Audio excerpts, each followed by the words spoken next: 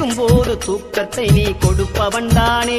Bible படிக்கும் போது மனசை கெடுக்கும் சாத்தான் நீதானே. தந்திரமாக நீயும் வேலை செய்கிறே, நீ நினைச்சதொன்றும் நடக்கலையே மாந்து போகிறே. தந்திரமாக நீயும் வேலை செய்கிறே, நீ நினைச்சதொன்றும் நடக்கலையே மாந்து போகிறே.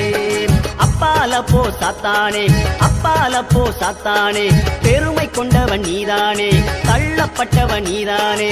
நான் இருப்பது இயேசுவின் ரத்த கோட்டதா, என்ன நெருங்கி நானே போவது பாதாளந்தா.